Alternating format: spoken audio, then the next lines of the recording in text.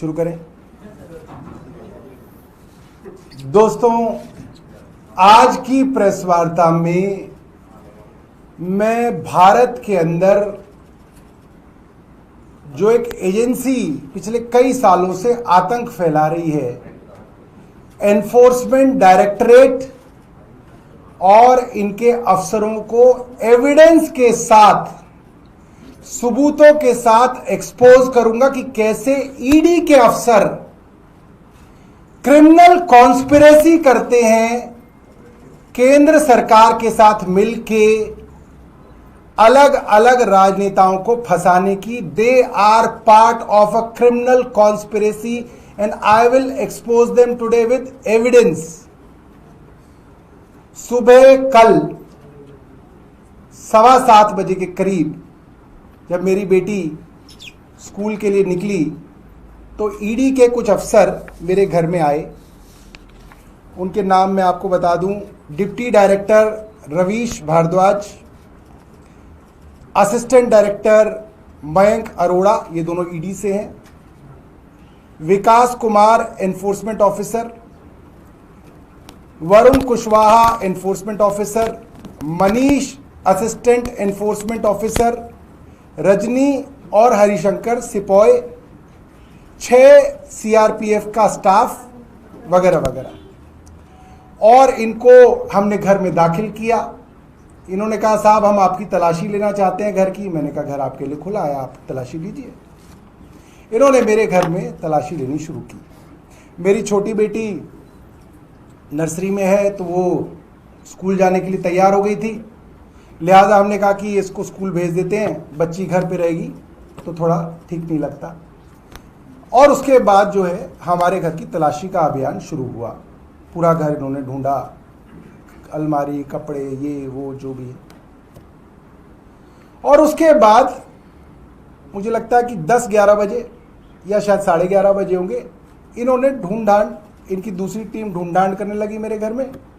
और जो assistant director साहब हैं मयंक जी, मिस्टर मयंक अरोड़ा, और इनके साथ जो इनके एनफोर्समेंट ऑफिसर थे विकास कुमार, ये मेरे साथ बैठ गए और बोले कि सर हमें आपकी स्टेटमेंट रिकॉर्ड करनी है।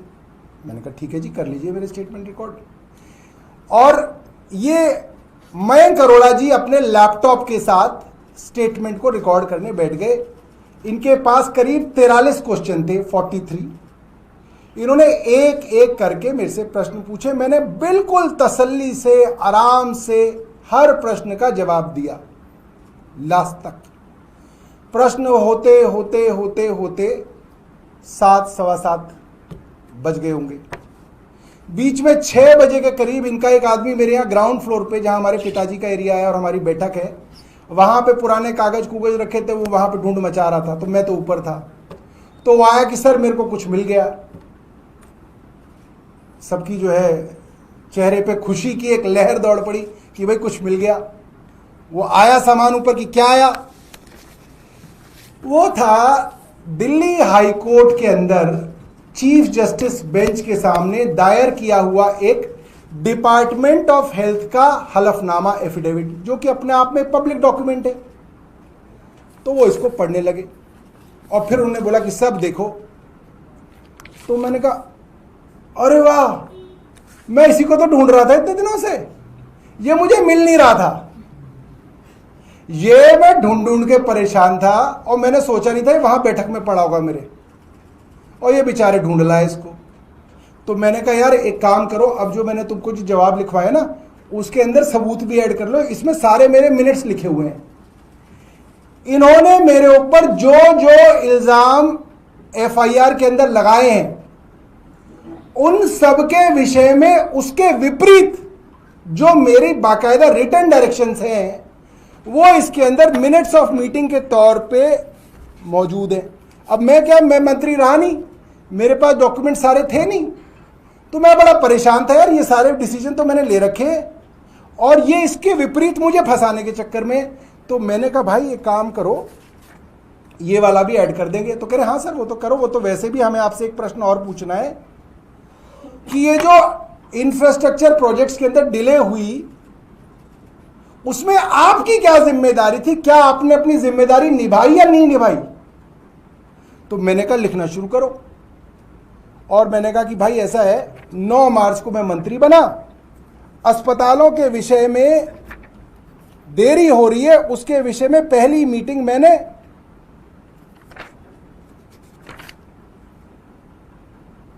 22 मार्च को कर डाली।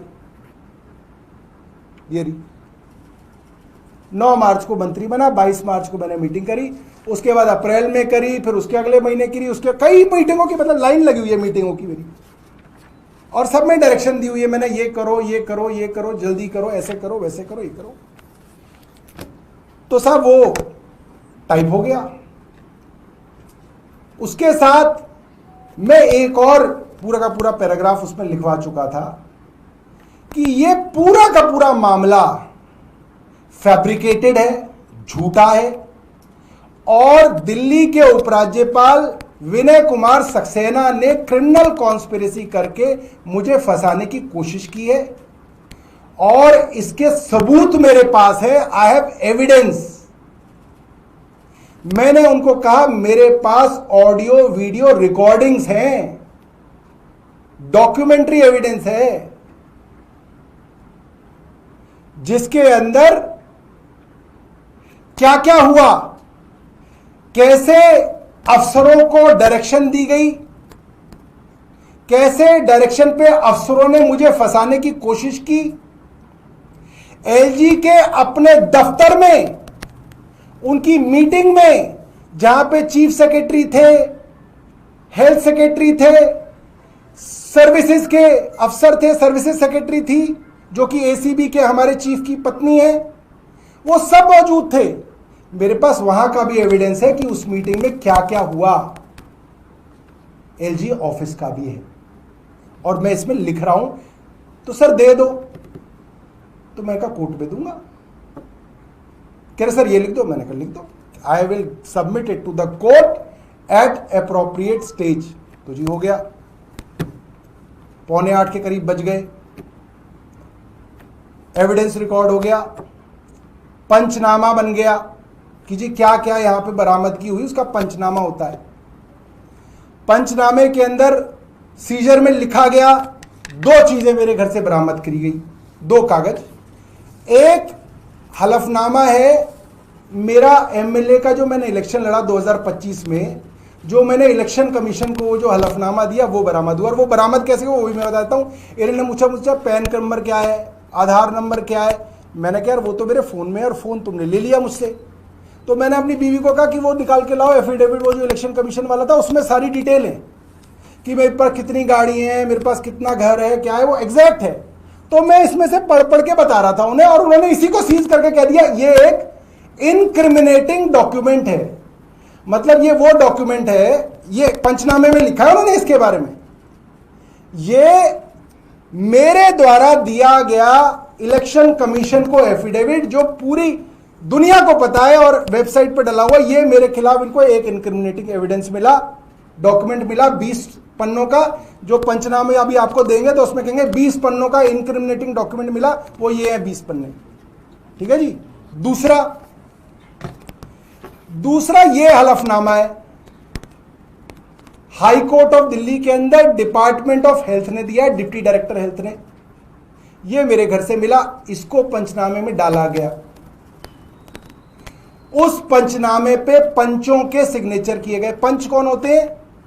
एक्चुअली वो इंडिपेंडेंट विटनेस होते हैं, कागजों में होते वो इन्हीं के आदमी हैं, करते वो वही हैं जो ईडी का अफसर उन्हें कहता है, और उसका एविडेंस भी मेरे पास है। मैं ये भी साबित कर दूंगा एविडेंस के साथ कि ये जो पंचों का नाटक हो रहा है इस पूरे देश के अंदर, ये पूरी नौटंकी है और ये दलाली चल रही है देश के अंदर, ये मैं साबित करूंगा। आई हैव एविडेंस, डॉक्यूमेंट्री एविडेंस है।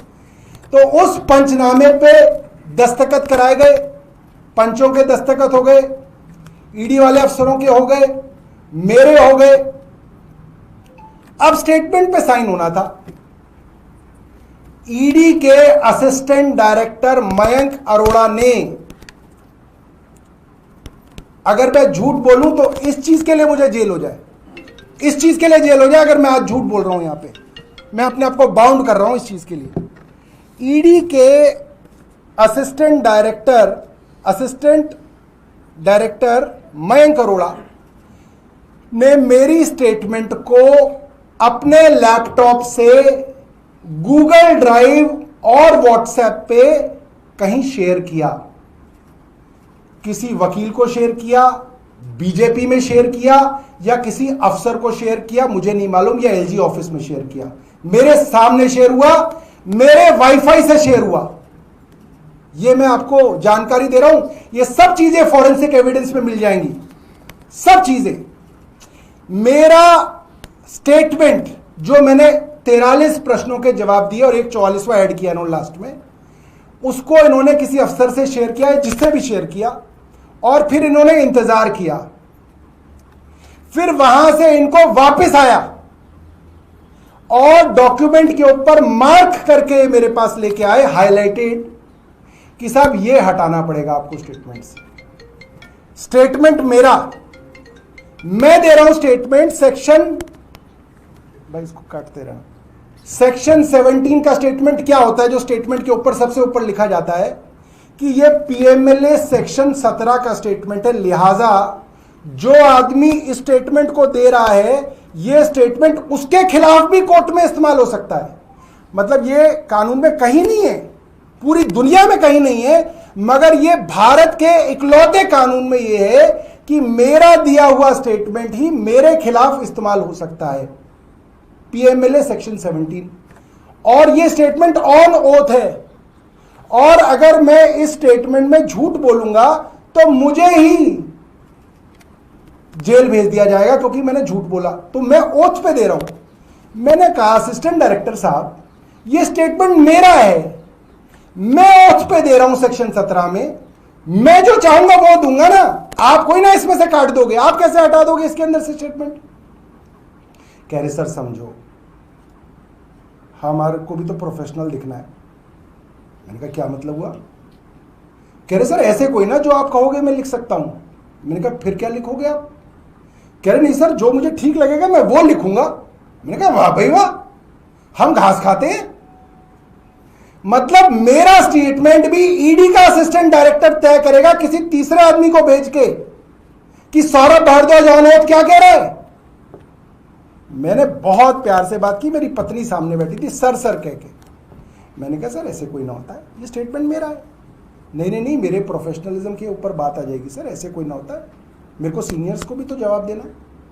मैंने कहा ये आप इस पर लिख दो कि आपने मुझे 3 बार वार्निंग दी कि ये हिस्सा हटा लो अपने जवाब में से, और मैंने आपकी वार्निंग नहीं मानी और मैं इस चीज पे अड़ा रहा कि ये हिस्सा जाएगा, मेरी स्टेटमेंट है और मैं उसमें साइन कर दूंगा। भाई इसमें आप भी बच जाओगे, आपके अफसर आपके पीछे नहीं पड़ेंगे। कह रहे सर ऐसे कोई ना होता है। मैंने कहा फिर कैसे होता है? कह रहे सर अच्छा एक काम करता हूं, मैं आता हूं। फिर अफसरों से उन्होंने ये जो 8 बजे से जो 2 बजे तक हुआ है, जो बाहर खबर आ गई थी कि सब हो गया, अब आने वाले हैं, और आते आते जो बारात रुक गई, जो ससुराल ही नहीं पहुंची,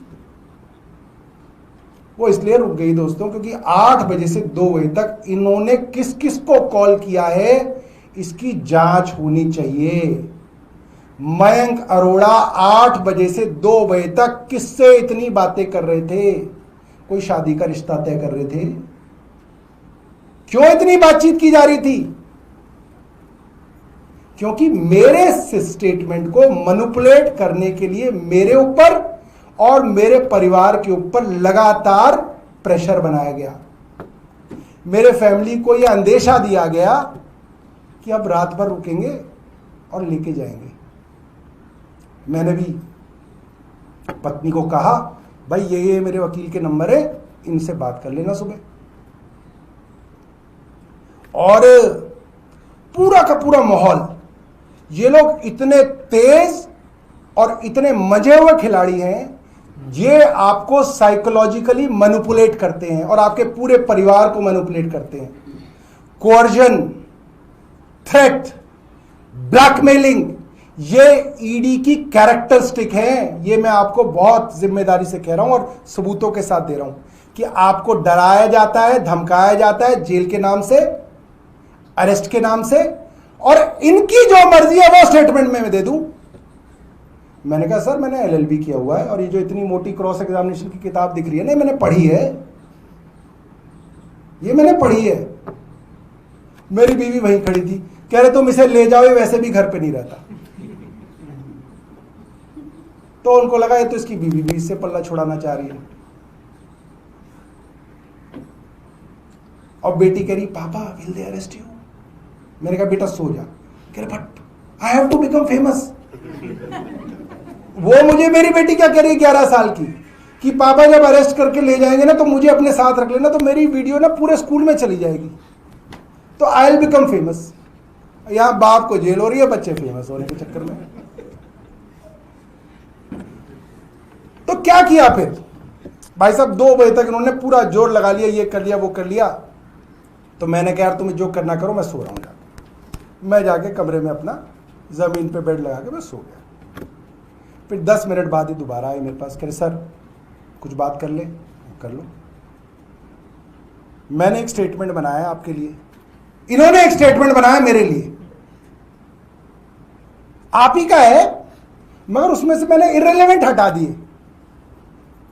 मेरे स्टेटमेंट से मैं इनको जो नापसंद है ईडी को, वो इन्होंने हटा दिए, खुद ही हटा दिए, और कह रहे आप इसको साइन कर दो। तो मेरी बीवी क्या बोली, कह रही भैया जो हमारे घर मेड है ना रीना, वो भी नहीं करेगी, इतना पागल कोई होता है। इन्होंने अपने डिप्टी डायरेक्टर से मेरी बात कराई 2 बार, रवीश भारद्वाज जी से। उन्होंने मुझे सटल वे में समझाने की कोशिश करी कि सर ये आपके लिए अच्छा है कि जो हम कह रहे हैं उसी पे कर दीजिए, हम भी आपका अच्छा ही चाहते हैं। अफसर भी कह रहे हैं हम आपका अच्छा चाहते हैं। मैंने कहा आपका ये काम ही नहीं अच्छा चाहना, मेरा वकील मेरा अच्छा चाहता है, आप तो मुझे जेल ले जाना चाहते हैं, मुझे मालूम है ये बात, और आपकी राय मुझे माननी नहीं है। आप मुझे एडवाइस करने वाले कोई नहीं है, मेरा लॉयर मुझे एडवाइस करेगा, मैं उसकी एडवाइस पे चलूंगा। आप तो मेरे खिलाफ खड़े हो गए कोर्ट में, आप तो मेरे खिलाफ खड़े हो गए, आपकी राय में कैसे मान लूं? तो अब बात आती है सबूतों की, कि सबूत क्या है सौरभ भारद्वाज के पास। तो दोस्तों एक मुझे ईडी वालों से बहुत सख्त शिकायत है, और घर में परिवार वालों को भी है, कि भाई ये जो 13 ठिकाने मेरे जहां छापे पड़े हैं, ये कम से कम मुझे तो बताया जाए कहां हैं, मैं कब्जा तो लूं उनके। भाई मेरे 13 ठिकानों पे कल छापा पड़ा और मुझे ही कब्जा नहीं दे रहे आप, कम से कम मेरे को कब्जे में तो दो वो ठिकाने, मैं बेचूं उनको, डिस्पोज ऑफ करूं, या ईडी उनकी पावर ऑफ अटर्नी बना के दे मेरे नाम की कि जी हमारे हिसाब से ये आपके हैं, तो भाई दे दो तुम मुझे। ये कौन से ठिकाने हैं? मेरी बेटी पूछ रही है पापा do you have an office? मैंने कहा बेटा वो तो सरकारी है। कह रही नहीं एक है ऑफिस जिसका फोटो चल रहा था। बेशर्मो, शर्म करो, डूब मरो। इन लोगों को डूब मरना चाहिए, इन्होंने आज देश को क्या बना दिया है। मैंने इनको कहा यार एक बात बताओ, मैं 11 साल से एमएलए रहा, मेरे 11 साल के करियर में कम से कम 300 जेई एई एक्सीनो से मेरा पाला पड़ा होगा, कम से कम 5 दर्जन एसएचओ से मेरा पाला पड़ा होगा मेरे एरिया के अंदर, अलग अलग 5-6 थानों के अंदर। कम से कम नहीं तो 1,500 ठेकेदारों से मेरा पाला पड़ा होगा, कम से कम। एक से पूछ लो, कोई एक आ जाए ये कहने की हमने उससे पैसा लिया, एक आदमी 1,500 ठेकेदारों से काम कराया होगा एज एन एमएलए, 300 इंजीनियरों से पाला पड़ा होगा, और पता नहीं कितने लोगों से पाला पड़ा होगा कॉन्स्टिट्यूंसी वालों से, कितनों से। एक आदमी ले आओ, कोई एक आदमी जो कह रहा हो कि भाई सौरभ भारद्वाज ने सड़क बनवाई थी, इतना पैसा ले लिया था, मैंने झूले लगवाए थे, इतना पैसा ले लिया था, इसका ये काम कराया था। अरे नंगा नाच हो रहा है। कोई क्यों ईमानदार रहेगा इस देश में? क्यों रहेगा कोई ईमानदार? तुम हर आदमी को चोर साबित करने में लगे हो। आप अपने देश की नींव को खराब कर रहे हो, आप अपनी जड़ें खराब कर रहे हो, क्योंकि आप किसी आदमी को ये क्रेडिट तक नहीं लेने दे रहे कि वो ईमानदार है। वो कोई क्यों ईमानदार रहेगा इस देश में? क्यों रहेगा? आप मुझे बताइए, आप इस देश को, ये भारतीय जनता पार्टी कैसे बर्बाद कर रही है? मेरी बेटी की पेरेंट टीचर मीटिंग थी इस शनिवार को, this Saturday I had a parent teacher meeting for my daughter, 7वीं कक्षा में पढ़ती है, 11 साल की है। उसके टीचर से जाके इंटरव्यू ले लो आप। उसकी टीचर ने मुझे क्या कहा, सर ये पढ़ने में बहुत अच्छी है, सब कुछ बहुत अच्छा है, मगर एक अलग सी डेवलपमेंट में इसके अंदर देख रहा हूं। मैंने कहा क्या देख रहे हो जी? कह रही है कि सर ये क्लास में खड़े होकर लोगों को लेक्चर देती है कि एवरीथिंग इज मनी, पैसा है तो सब कुछ है वरना कुछ नहीं है। मेरी बेटी आज अपनी क्लास में खड़े होकर ये कह रही है कि देयर इज फेम कुछ नहीं है। ये मेरी क्लास टीचर, मेरी बेटी की क्लास टीचर ने मुझे बताया है। वो कहती है कि ये फेम नाम वाम ये कुछ नहीं होता, सिर्फ पैसा होता है, पैसा कमा लेना चाहिए। क्यों? क्योंकि आज आपने इस देश के अंदर ऐसा माहौल कर दिया है कि ईमानदार आदमी एक तो गलियों की ठोकर खा रहा है, साला 15 साल पुरानी वैगनार में घूम रहा है। मेरे बैंक के अंदर आप पता करो कि कितना बैलेंस बचा हुआ है। जब मैं मंत्री के पद से हटाता तो 5-6 लाख रुपए हुआ करते थे, खट खट खट खट खट खट खट खट खत्म होता जा रहा है। शायद 22-23 हजार रुपए पड़ा है मेरे अकाउंट में। पेंशन शुरू नहीं हुई है, कह रहे हैं सरकारी अकाउंट खुलवा लो। पहले बोलते रहे प्रोसेस हो रही है, प्रोसेस हो रही है, प्रोसेस हो रही है। अब कह रहे सर वो सरकारी अकाउंट, तनख्वाह प्राइवेट अकाउंट में आ जाएगी, पेंशन के लिए सरकारी अकाउंट खुलाऊं। चलो खुला लेंगे, अब आगे बताता हूं। तो मैंने उनको बोला कि सर आप इस देश के अंदर जितनी भी गैरत है लोगों के अंदर उसको खत्म करते जा रहे हो। ये बात मेरी नहीं है, आप सोचो आप क्या कर रहे हो इस देश के साथ। तो फिर असिस्टेंट डायरेक्टर साहब ने क्या काम किया आप सोचिएगा। उनके लैपटॉप में मेरा पहला और पूरा का पूरा बयान मौजूद है, आज भी मौजूद है। मेरी इस पूरी मीडिया बिरादरी से यह गुजारिश है कि आप ईडी पे प्रेशर बनाओ कि उस अफसर का लैपटॉप सीज किया जाए। मयंक अरोड़ा के लैपटॉप के अंदर मेरी स्टेटमेंट्स हैं और वो स्टेटमेंट कैसे बदली गई उसका भी रिकॉर्ड है, उसको निकाला जाए। मयंक अरोड़ा के लैपटॉप में मेरे घर के वाईफाई से मेरी स्टेटमेंट बाहर शेयर की गई। यह भी फॉरेंसिक एविडेंस है, ईडी इसके ऊपर कार्रवाई करे, यह फॉरेंसिक एविडेंस मीडिया के सामने पेश किया जाए। उसमें मेरी ओरिजिनल स्टेटमेंट है जो इन्होंने भेजी, और फिर जब वापस बदल के आई इन्होंने मुझ पे प्रेशर किया कि आप इस स्टेटमेंट को साइन कीजिए। और बहुत प्रेशर के बाद मैंने बोला कि भाई मैं नहीं करूंगा, मेरी पूरी स्टेटमेंट जो मैंने तुम्हें दी वो मुझे दो, मैं उस पे साइन करूंगा, अधूरी पे क्यों करूंगा। कह रहे सर वो इररिलेवेंट है। मैंने कहा you are nobody to tell me कि whether my statement is relevant or not, it is the court which will decide. आप कौन हैं? आप इन्वेस्टिगेटिंग एजेंसी हैं। आपका क्या काम है? सौरभ भारद्वाज को जेल डालना आपका काम नहीं है, इन्वेस्टिगेटिंग एजेंसी का काम है सच साक्ष्य कोर्ट के सामने रखे जाए और कोर्ट डिसाइड करे। आप तो मेरा सच ही नहीं पहुंचने दे रहे कोर्ट में, आप ही डिसाइड कर रहे हैं। आप कौन होते हैं? मतलब इनकी फोरेंसिक एग्जामिनेशन होनी चाहिए। और यह प्रिंटर मेरा है, इस प्रिंटर को वाईफाई पे कनेक्ट करके स्टेटमेंट्स प्रिंट आउट की गई, इसकी मेमोरी के अंदर वो आज भी है। मैं इस लैपटॉप को ईडी को इस प्रिंटर को ईडी को देना चाहता हूं। इसकी फॉरेंसिक एग्जामिनेशन करा लो, इसमें स्टेटमेंट भी है। और ईडी मेरे घर से डॉक्यूमेंट चोरी करके ले गई। एक कौन सा डॉक्यूमेंट चोरी करके ले गई? हाई कोर्ट का एफिडेविट। जब उनको मेरी स्टेटमेंट और जवाबों में पता चला कि यह एफिडेविट तो मेरे फायदे का है, इस एफिडेविट में जो मिनट्स लगे हुए हैं वो तो यह दिखाते हैं कि सौरभ भारद्वाज ने हर वो प्रयास किया जो कोई मंत्री कर सकता था। तो उन्होंने क्या किया आप सुनिए। फिर दोबारा पंचनामा बनाया गया रात को। उस पंचनामे में से इस एविडेंस को जो सीज किया उन्होंने उसको हटाया गया। ये 79 पेज का डॉक्यूमेंट है, पहले पंचनामे के अंदर जो उनके लैपटॉप में होगा और इस प्रिंटर की मेमोरी में है वो पंचनामा भी, उसमें ये वाला डॉक्यूमेंट इन्होंने सीज किया, पंचों के और मेरे साइन कराए। उसके बाद इस डॉक्यूमेंट की कॉपी की, अपने बैग में रखी और पंचनामे से उसको हटाया और उसके बाद पंचों के साइन कराए गए। ये किस काम के पंच हैं भैया? किस बात के पब्लिक विटनेस हैं? मतलब पूरी की पूरी मैनिपुलेशन उनके सामने हो रही है।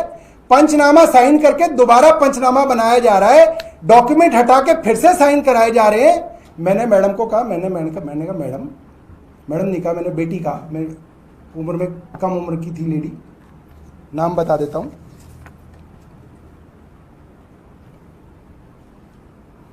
स्नेहा जायसवाल, मैनेजर हैं पंजाब एंड सिंध बैंक में। मैंने कहा मैडम बेटा, पंच या पब्लिक विटनेस का क्या मतलब होता है? यहां जो हो रहा है उसको दर्ज किया जाए। इसमें ये सारी बकवास है। 7:15 पे आए, 7:30 बजे तलाशी इन्होंने हमारी ली, 8:15 बजे कुछ अफसर चले गए, फिर इन्होंने तलाशी शुरू की, 1:45 बजे बेटी आई, 1:15 बजे बच्चा आया, हमारा आदमी खाने लेने इतने बजे गया, खाना लेके इतने बजे आया। अरे दुनिया भर की कोरी बकवास तुमने लिख दी इसमें और पंचों के साइन करा दिए इस पे। वो क्यों नहीं लिखा तुमने जो चोरी की है मेरे घर से? वो क्यों नहीं लिखा तुमने कि तुमने मेरी स्टेटमेंट रिकॉर्ड की और उसके बाद उस स्टेटमेंट को बदला और उसके बाद मेरे को साइन कराने की कोशिश की और मैंने कहा मैं अपनी स्टेटमेंट पे करूंगा वरना नहीं करूंगा? वो क्यों नहीं लिखा पंचों ने? मैंने कहा इन मैडम से, मैंने कहा मैडम पंच का मतलब ये होता है मेरी बेटी के जाने का टाइम और आने का टाइम नहीं होता, जोमेटो से कितने बजे तुम्हारे खाने की डिलीवरी हुई उसका टाइम नहीं होता उसमें। इसमें ये डालो आप जो यहां पे हो रहा है घटनाक्रम, ये डालो आप कि जो हाई कोर्ट का एफिडेविट इन्होंने सीज किया है इसको उन्होंने कैसे हटा दिया। ये डालो आप कि मैं कह रहा हूं कि मैं इनकी कही हुई स्टेटमेंट पे साइन नहीं करूंगा, अपनी पे करूंगा। ना जी ना। क्या कह रही है पंच? कह रही सर ये सही तो कह रहे हैं, जो रिलेवेंट है वही तो लिखेंगे, ये ठीक लिख रहे हैं। मैंने कहा पंच जी आप यही लिख दो अपने पंचनामे में कि एज अ पब्लिक विटनेस मैंने सौरभ भारद्वाज को यह राय दी कि जी जो ईडी कह रही है उसी पे साइन कर देना चाहिए क्योंकि इनको ज्यादा पता है।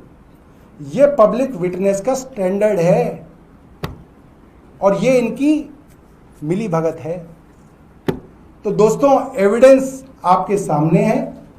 Evidence assistant director ED Mayank Arora के लैपटॉप में है और इस प्रिंटर के अंदर है। मैं दरख्वास्त करूंगा आप मीडिया से, देखो ईडी तो सुनेगी नहीं, वो तो उनको तो कहेगी कौन सी प्रेस कॉन्फ्रेंस, हमको तो पता ही नहीं चला। आप लोगों को ये मोर्चा उठाना पड़ेगा क्योंकि अगर आप आज दब गए तो आपके घर भी छापा पड़ेगा और ऐसे ही स्टेटमेंट पे साइन कराया जाएगा। सबके घर छोड़ेगा कोई किसी को नहीं। यहां पे ये बड़ी खराब स्थिति आ गई है, ये बहुत खराब स्थिति है और बड़ी शर्मनाक स्थिति है कि इस देश को कैसे बचा के ले जाएं हम। मुझे तो ये लगता है कि टफ है। और फिर आखिरी में जब बात नहीं बन रही थी तो मैंने उनको कहा कि सर जी मैंने लिखा हुआ है 2 साल मुझे जाना है अंदर, आज नहीं कल मैं 2 साल अंदर जाऊंगा और तैयार बैठा हूं जाने के लिए, ले चलना है तो ले चलो, साइन नहीं करूंगा। उनके डिप्टी डायरेक्टर को भी फोन पे कहा कि भैया लेना है तो ले चलो, मैं इस पे साइन नहीं करूंगा। 3 बार मैंने उनको कहा भाई मैं अरेस्ट होने के लिए तैयार हूं, ले चलो, लिख दो इसमें कॉपरेट नहीं कर रहा। मैंने कहा अंग्रेजी तो लिखनी है, कॉपरेट नहीं कर रहा। कॉपरेट का मतलब जो तुम कहो वो मैं कर दूं, वो कॉपरेशन हो गया। कमाल हो गया। 22 पेजों का स्टेटमेंट लिखवाया था मैंने, 22 पेजों का, लगभग 21-22 पेज थे और चल रहा था स्टेटमेंट, और भी लिखवाता क्योंकि इसके अंदर तो हमारे हाथ बहुत कुछ लग गए। तो साथियों दूसरी बात, एक और बड़ी जरूरी बात है, मैंने उस स्टेटमेंट में लिखवाया कि साहब आप मुझसे जो इतनी सारी चीजें मांग रहे हो ये सरकारी डॉक्यूमेंट्स में है, मेरे हाथ से लिखे हुए सरकारी डॉक्यूमेंट जो सरकारी फाइलों में सेक्रेटेरिएट में वहां पे हैं। मैं आपको रिक्वेस्ट करता हूं कि आप सरकार से मुझे दिलवा दो। मैंने आरटीआई लगा के सरकार से कुछ डॉक्यूमेंट मांगे, मुख्य सचिव से, उन्होंने कहा ये डॉक्यूमेंट एग्जिस्ट ही नहीं करता, ये मेरे पास आरटीआई है।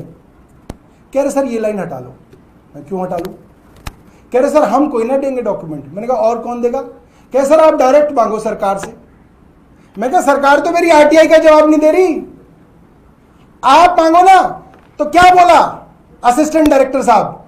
कह रहे सर हमारा काम कोई ना है डॉक्यूमेंट्स लाना। मैंने कहा अच्छा आपका काम मेरे घर छापा मारना है।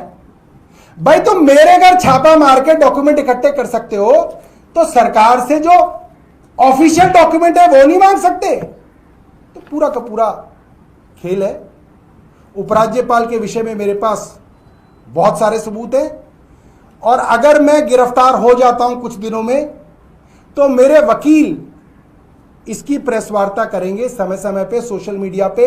इनके खिलाफ जो मेरे पास एविडेंस है, कैसे इन्होंने मेरे खिलाफ क्रिमिनल कॉन्स्पिरेसी की है, ये मेरे वकील करेंगे। तो आप ऐसा मत सोचना कि इसके वकील कर रहे हैं तो इसको आप सीरियस ना लो। ऋषि भाई है यहाँ पे, ऋषि भाई आ जाओ यहाँ पे, यहाँ आ जाओ। ऋषि भाई मेरे वकील होंगे, इनके साथ और वकील साथी होंगे, मगर क्योंकि हमारी आम आदमी पार्टी लीगल सेल के आदमी है, तो इनकी तरफ से मैसेज आएगा आपको, और उसके अंदर हम इनको एक्सपोज करेंगे पूरी तरीके से, पूरी दुनिया के आगे एक्सपोज करेंगे कि ये क्या चला रखा है इन्होंने यहाँ पे देश में। बहुत बहुत धन्यवाद। सर सवाल एक ये ले लेते कि जो आपने फाइनली स्टेटमेंट जो दिया है उसमें भी आप ये कह रहे हैं कि कोई फेरबदल हुआ? स्टेटमेंट लिया ही नहीं ना उन्होंने, आपसे कोई स्टेटमेंट नहीं लेके। आप ये सोचो 19-20 घंटे की मेहनत के अंदर जीरो रिजल्ट। मैं होता तो तनख्वाह काट देता इनकी। क्या लाए तुम? एक एफिडेविट, वो भी इलेक्शन कमीशन का, वो इलेक्शन कमीशन की वेबसाइट पे पड़ा हुआ, और वो भी मैंने दिया क्योंकि मैं उसमें से डिटेल पढ़ पढ़ के दे रहा था। मुझे ये याद नहीं आ रहा था मेरी वैगनआर कौन से साल की है, तो मैंने उसमें देख के दिया 2011 की, तो इसलिए पैन नंबर वैन नंबर। तो इन्होंने क्या किया भाई, इनसे पूछो कि भाई तुम सुबह से शाम तक सौरभ भारद्वाज के घर में क्या कर रहे थे? तुम तो स्टेटमेंट भी ना लाए, एक पंचनामे पे साइन नहीं आए तुम्हारे, क्योंकि वो पंचनामा भी झूठा। भाई तुम मेरे घर से ये ले गए और तुमने पंचनामे में से हटा दिया, मैं क्यों साइन करूंगा ऐसे पंचनामे पे? लेके गए, इसका भी साक्ष्य दूंगा कि मैं करोड़ा अपने बैग में लेके गया इसको, इसका साक्ष्य दूंगा आपको। और इसको पंचनामे से हटाया गया, पहले डाला गया और फिर हटाया गया, और उसके ऊपर पंचों ने आंख बंद करके साइन कर दिया, विटनेसों ने, कि हाँ ठीक है जो तुम कह रहे हो। क्योंकि वो कौन है पंच? सरकारी बैंक में काम करने वाले क्लरिकल लोग हैं, उनकी ऐसी की तैसी कर देंगे अगर वो ईडी की बात नहीं मानेगी। वो तो सरकारी तंत्र का हिस्सा है। अरे पंच बनाना है तो किसी अच्छे यूट्यूबर को पंच बनाओ, रविश कुमार को पंच बनाओ, इंडिपेंडेंट विटनेस, अजीत अंजुम को बनाओ, अभिसार शर्मा को बनाओ, साक्षी जोशी को बनाओ, शरद शर्मा को बनाओ, इनको बनाओ इंडिपेंडेंट विटनेस जो इंडिपेंडेंस ठोक के देते हैं। Thank you. आप कह रहे हैं कि आपने किसी डॉक्यूमेंट पर साइन नहीं किए? ना किए थे, मगर वो उन्होंने फाड़ दिए। फिर जो पंचनामे पे जिस पे मैंने साइन किया था वो उन्होंने फाड़ दिया और नया पंचनामा बना दिया। अगर वो कोई डॉक्यूमेंट पेश करता है आपका साइन किया हुआ, हाँ, तो आपका क्या है यार, फेक साइन रहेगा क्या? है ही नहीं, उनका तो दावा है सब कुछ साइन किए। हाँ तो ले लो ना। ये लेके गए मेरे से, ये वाला एफिडेविट और ये वाला एफिडेविट जो मेरे घर से बरामद हुआ, इन दोनों एफिडेविटों पे एक कोर्ट में दाखिल है, हाई कोर्ट में पब्लिक डॉक्यूमेंट है, एक इलेक्शन कमीशन में दाखिल है। इनके इसके अंदर 80 के करीब पेज है, 90 के करीब पेज है, 89, इसके अंदर 20 पेज है। इन 20 पेजों पे पहले पेज पे और आखिरी पेज पे फुल साइन है। और सुनो 26 तारीख के हैं, 27 के नहीं है, क्योंकि वो 8 बजे हो चुका था कार्यक्रम। 26 तारीख के हैं। अगर मेरे होंगे और फाइनली लिए होते तो 27 के होते, क्योंकि टीम 2 बजे निकली है। तो 26 तारीख का साइन है, क्योंकि 26 तारीख के पंचनामे में ये वाला डॉक्यूमेंट इन्होंने बरामद किया, और बाद में जब पता चला कि हम ही फंस जाएंगे इसमें, एलजी मारेगा, तो छोड़ गए इसे। इसमें ऐसा क्या है कि उनको लगा कि ये अगर हम पंचनामे में लिखते हैं तो ये हमारे इसमें करीब आधा दर्जन मीटिंग है जो मैंने ली, हेल्थ मिनिस्टर बनते ही ली, और जिसमें मैंने अस्पतालों की देरी के लिए डॉक्टरों को कहा कि आप देरी, ये पीडब्ल्यूडी को और इनके जो ये हेल्थ के जो अफसर हैं उनको कहा कि ये देरी क्यों हो रही है, जिसमें मैंने कहा कि इन अस्पतालों को बना के क्या करोगे अगर इसके अंदर स्टाफ ही भर्ती नहीं होगा, और स्टाफ भर्ती करने की जिम्मेदारी एलजी की है, एलजी को स्टाफ भर्ती करना चाहिए। इसमें बहुत चीज़ें हैं दोस्तों, मतलब इसमें इतना मसाला है, पूरी फिल्म बन जाएगी, नेटफ्लिक्स की पूरी सीरीज बन जाएगी इस पर। मतलब इतनी मीटिंग के बाद भी कोई कार्रवाई ना। नहीं हो रही थी, उसकी वजह क्या थी आपको? एलजी साहब ने कह रखा था काम करना ही नहीं है, उसका भी एविडेंस है मेरे पास। आई हैव एविडेंस, मेरे पास एविडेंस है, होम सेक्रेटरी तक का एविडेंस है मेरे पास, government of India home secretary, सब है, सब देंगे, एक एक करके देंगे। और मैं अंदर चला जाऊंगा तो ऋषि भाई हमारे वकीलों के साथ बैठ के दिया करेंगे। सौरभ जी, आप ये कह रहे हैं कि आपको फ्रेम करना है, इसकी प्लानिंग एलजी ने अपने अफसरों के साथ मिलकर कॉन्स्पिरेसी कर रहे थे, उसका एविडेंस है। चलो जगह पर